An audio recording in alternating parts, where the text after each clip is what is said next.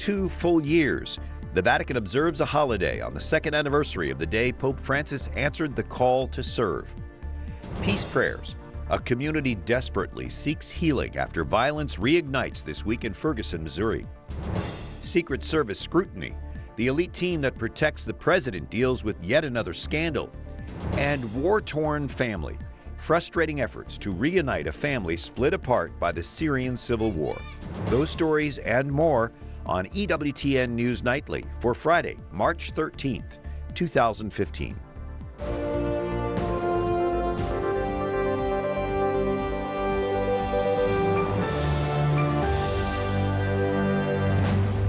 Good evening from Washington. Thank you for joining us. I'm Brian Patrick with your news now. 2 police officers shot in Ferguson, Missouri this week are out of the hospital, but the hunt continues tonight for the person who fired the shots. Jason Calvi is joining us with that story. Brian, police questioned several people, all now released. Tension has been high in Ferguson since Michael Brown's death 7 months ago. But this week was the first time police officers had been shot. Now people are again raising their voices for peace in Ferguson. Bringing light to a city in darkness. We just ask you that you will be with them. Dozens prayed for peace and remembered 2 police officers shot. Help us to be the adult in their lives, to show them what real love is. A shooter injured the 2 officers in front of the city's police department early Thursday. When you shoot the police, it just doesn't really seem to move the cause forward. Protesters gathered there after the resignation of the city's police chief. But it's not clear if any of the protesters were involved in the shooting. Former FBI Assistant Director Ron Hosko says Ferguson police are in a tough spot. Policemen are human beings first, and so the first thing you're thinking about is, how do I come out of this situation tonight intact? You're thinking about the person, the police officers next to you. Again last night, No justice, no peace.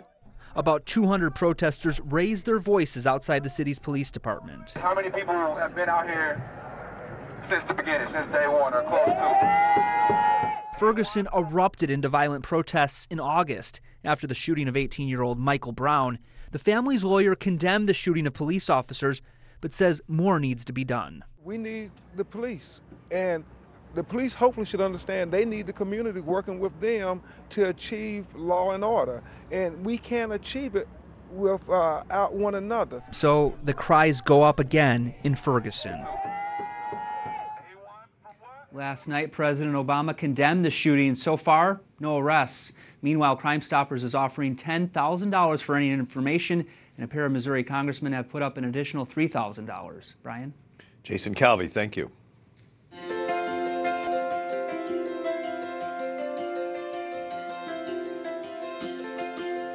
Two years ago today, Cardinal Jorge Bergoglio said yes to a call to serve as Pope. Alan Holdren is with us from Rome, where it's a holiday at the Vatican. Alan, tell us about the Pope announcing today a Jubilee Year of Mercy. That's right. He announced this extraordinary Jubilee. He called it a Holy Year of Mercy. It's only the 3rd extraordinary Jubilee in the last 100 years. The other 2 were dedicated to redemption. Now, during his homily at this penitential liturgy, is what they called it, during Lent, in which people got together with the Pope to pray and to go to confession, the Pope said that God's mercy is limitless. And he said it's not exclusive. It's open and available to anyone. He said that confession itself is a true gift from God, and he participated in confession himself. When will the Jubilee Year of Mercy begin? It'll start on December the 8th, the Immaculate Conception's feast. This is in 2015, but it'll last the entire year of 2016. All right, so the Pope also gave an exclusive interview to a Mexican journalist who was very frank, talking about his election 2 years ago today. What stood out to you most in that interview? It was interesting, Brian, because he talked to this Mexican journalist about the actual moment of his election. When they were counting the ballots, it was during the 5th round of voting. He was in the Sistine Chapel here just behind me, and he said that he was praying the rosary when he heard the final ballot count and knew that he was Pope. He said from that point on it was a little bit of a blur, but he was at peace from that moment, and he said he hasn't lost that peace since. And this is truly something that you see in his actions when he's conversing with people, when he's meeting with people, celebrating Mass. During the liturgy this evening even, he really has not lost that peace, and he's absolutely at home in his vocation, which just happens to be as Pope. Yeah, you can tell that he knows he was called to serve in that position. He also says, though, in this interview that his papacy is probably going to be short. He says he gets that feeling. How short are we talking? That's right, Brian. Well, it's hard to tell. There's no way to tell. He says that he's only going to be going for 4 or 5 years. Now, whether that means that after 4 or 5 years he resigns or dies is not clear. Obviously, he doesn't know that either, at least about the death. We don't know if he's planning a resignation, as Benedict XVI did. One other interesting little factoid is that in Argentina, where the Pope is from, men generally only live until 73 years old. He's already 78. We'll see how much time he has left. Very interesting interview, and you can find it on the Vatican Radio website, the full transcript of that. Alan Holdren, we always appreciate your input, and thanks for connecting us with the Holy Father and the Vatican tonight. You're welcome, Brian. So when Jorge Mario Bergoglio was elected Pope 2 years ago today, taking the name Francis, it was the start of a papacy that many say is reinvigorating the Church and the world. Wyatt Goolsby looks back. It was just after 7 o'clock p.m. Rome time when the thousands packed into St. Peter's Square spotted white smoke coming out of the Sistine Chapel chimney. Not long after, the world met Pope Francis for the first time. But the election of the first Latin American pontiff started with the unexpected. Pope Benedict XVI in February of 2013 announced his retirement, the first pope to do so in almost 600 years. 115 cardinal electors began the conclave on March 12, 2013, and during the next 2 days, the faithful saw 4 rounds of ballots go up in black smoke, meaning no decision had been made. It was the next day, March 13th, that the 5th round of voting indicated a pope had been elected. Cardinal Jorge Mario Bergoglio, then Archbishop of Buenos Aires, was seen by outsiders as a long shot, but American cardinals inside the Sistine Chapel said they believed God had blessed the conclave and their decision. I think there was a peace in his heart that God's will had been accomplished in his life. But he's very approachable. He's very, very friendly. He has a good sense of humor. He's very quick and a joy to be with. It was a great sense of joy and peace and resignation. Just sort of a sense that, boy, God's gotten us through this and he provides for his church again. It was magnificent. And it was magnificent to many, as the conclave and election was covered by newspapers and television stations from around the world. And since that day, Pope Francis has captured the attention of believers and non-believers alike. Wyatt Goolsby, EWTN News Nightly. Ashley McGuire was there when he was elected. Ashley is a senior fellow with the Catholic Association, and we know, of course, that Pope Francis is Orthodox, but in so many ways he's unorthodox. Why is this Pope so hard to label? Well, we know from his history that he's resisted political or ideological labels from the very beginning, and I think that's because he knows that to do what he feels called to do, which is reform the Church, he can't be bogged down or caught up in any sort of label, whether it's a religious label or a political label. But the media really wants to tag those labels on him, but he continues to defy that. So he takes the name Francis, of course, St. Francis of Assisi, known for rebuilding of the Church. Is this Francis rebuilding today's Church? Well, I think he's definitely making changes for the better. And, I think a couple of concrete ways we've seen that is the way he's taken on really tough issues like the Vatican Bank, placing Cardinal Pell in charge of reforming that, bringing on an outside management consulting firm to clean that up, tackling the sex abuse issue, and continuing the good work that Pope Benedict started there, creating a commission. So he's shown he's not afraid to grapple the tough issues the Church is facing and try to bring transparency and reform. And he likes to travel, maybe not as much as John Paul II, but he's been to a lot of places in 2 years. What impact does his presence have on those places that he visits? Well, he keeps repeating this idea of going to the ends of the earth. And he even said that when he first came out on that balcony. He said something like, "My brother cardinals chose a man who came from the farthest end of the earth." And so I think the places he's visiting reflect that, both in the sense that he's really focusing on the third world, but also, for example, his trip to Korea. You know, that's not, we don't think of South Korea as the third world, but it's a place where Christianity is new, sort of a budding presence. So I think he's trying to build those places up where Christianity really needs sort of some of the spotlight. Of course, his focus has been on the family a great deal with the Synod on the Family. He'll come to the United States for the World Meeting of Families. Is this focus on family life and the challenges facing families today, do you think it's going to be part of this man's legacy? I really do, you know, and it's something that's definitely underreported in the media, as you say, or at least, you know, something they don't focus on when they're trying to pin labels on him.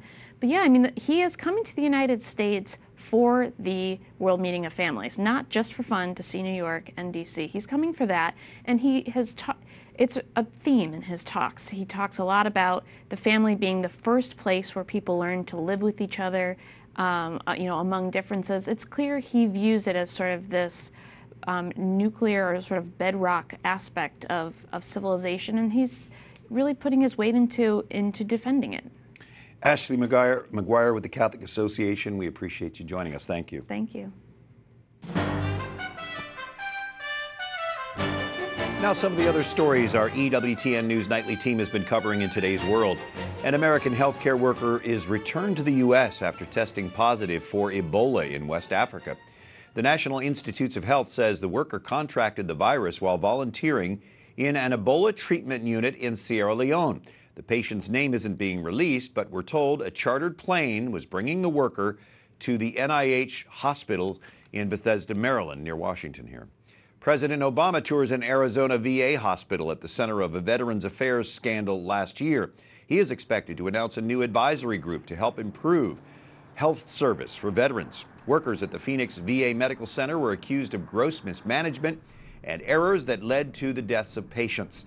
The scandal forced the resignation of Eric Shinseki as VA Secretary. The president joined today by the current Secretary, Robert McDonald.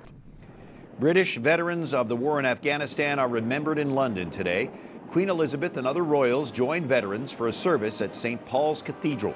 They paid tribute to the 150,000 British men and women who fought in that war, and especially to the 453 troops killed during the fighting, which officially ended in October. An incident here in Washington raises new questions about the integrity of the Secret Service.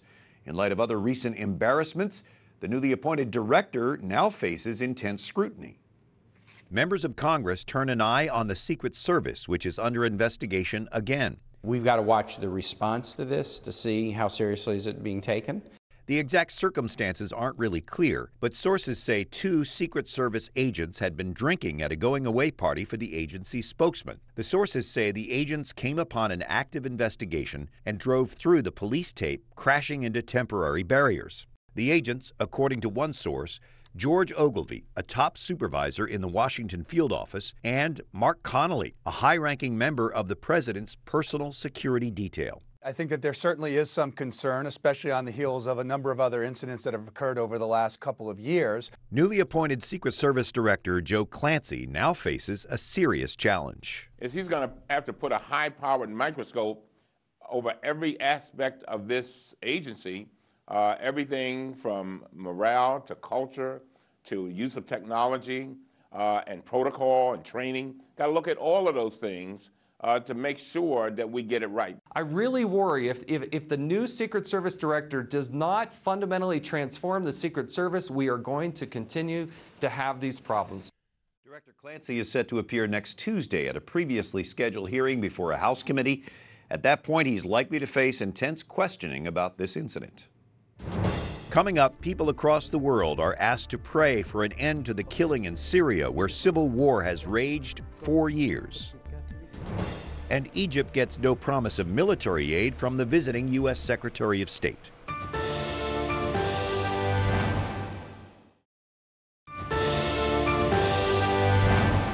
Thank you for joining us on this Friday evening. I'm Brian Patrick, and this weekend marks the 4th anniversary of the start of the civil war in Syria. A Catholic leader is calling on the faithful to pray this Sunday for an end to that bloody conflict. The head of the Melkite Greek Catholic Church asks the world to fast and pray for the killing to stop. Patriarch Gregorius III visited EWTN News Nightly last year and talked about the power of prayer. This kind of evil now in the world is really to be fought by prayer and fasting, and to see how we can be together for one goal, the peace. The fighting started March 15, 2011, with demonstrations protesting Syrian President Bashar al-Assad. An estimated 220,000 people have been killed in these past 4 years. Secretary of State John Kerry today offers words of encouragement to Egypt, but no promise of military aid. Egypt says it needs military to support to face growing threats of extremists crossing its border. Unless the U.S. affirms Egypt's human rights progress or issues national security waivers, it cannot offer military aid. The Obama administration is still undecided on that issue.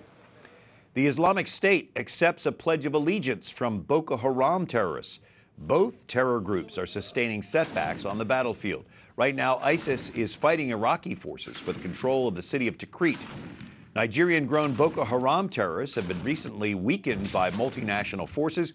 Boko Haram's new Twitter account has more frequent video messages and a new media arm, certainly signs of support from the Islamic State. Spanish police have arrested 8 suspected members of a jihadi terror cell. Police say they urged attacks in Spain and selected people to fight for ISIS.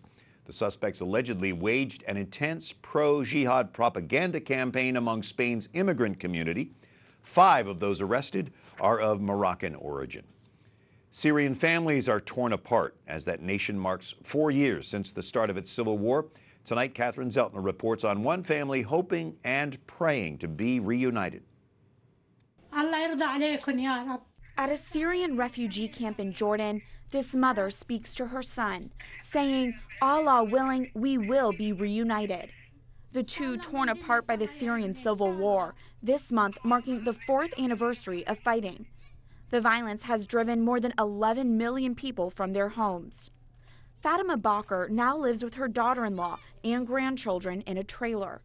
After losing both legs in a shelling that hit her home, they fled to Jordan in 2013, thinking it would only be a few weeks until they could be reunited with the rest of their family. It's been more than 2 years, a tearful phone call the only thing connecting the Bakr family.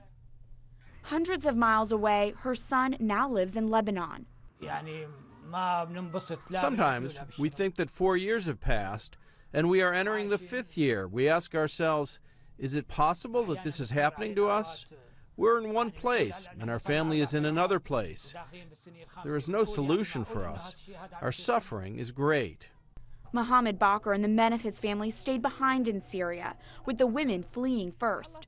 Now the distance seems undefeatable, unable to raise money to get smuggled into Jordan. The cost, around 15,000 Syrian pounds or $80 US. Lebanon recently imposed visas on Syrians, making it all the more difficult to travel. Many now languish. I frankly wish for death, which is better than this life. Yet in Jordan, his wife hopes things will change. We hope, Allah willing, to return home and to see our sons return back home. The family made a plea asking the UN and the government of Jordan to reunite them. So as Mohammed's wife put it, they can spend the rest of their lives together. Catherine Zeltner, EWTN News Nightly. Up next, American millennials don't score so well when compared with their peers overseas. And a Rome parish pays tribute to the late Cardinal Edward Egan, who was entombed this week in New York.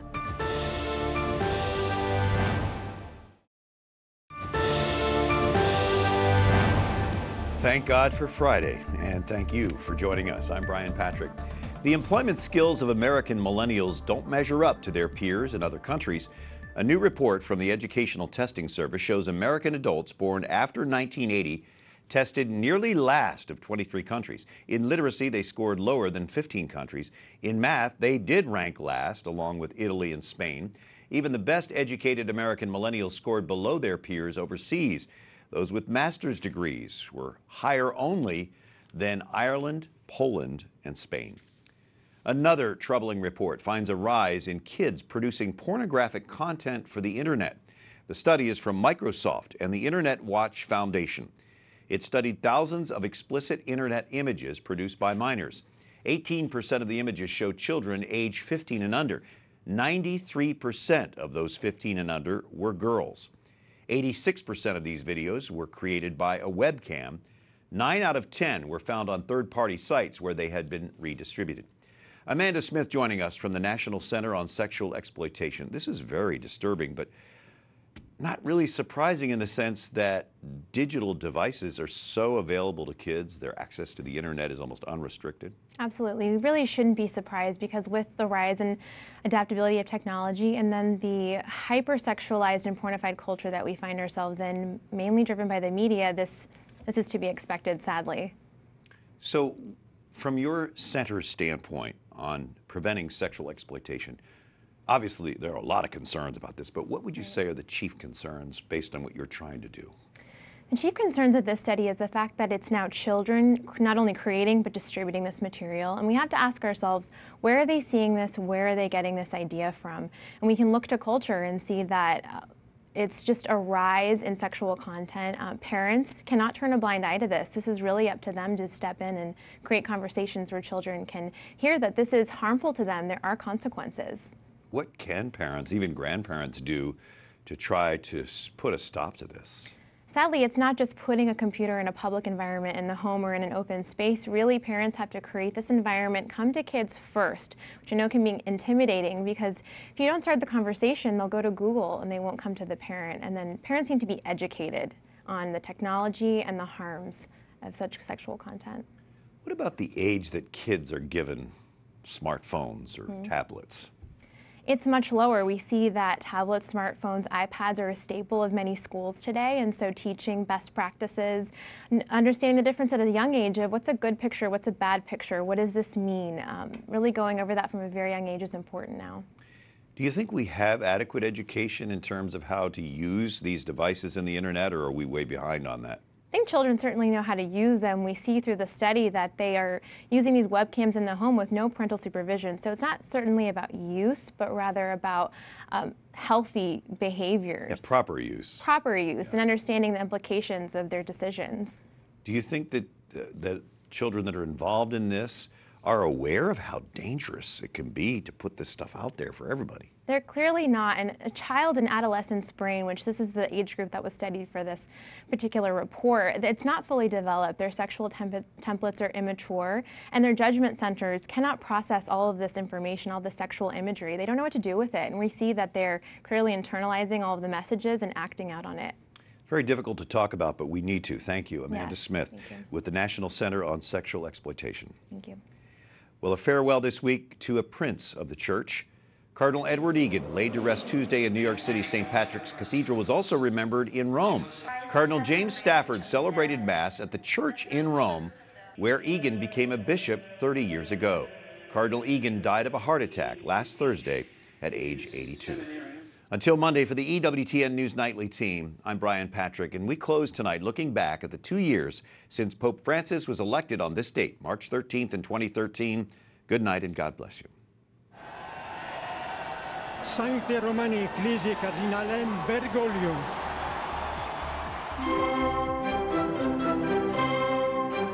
Buonanotte e buon riposo.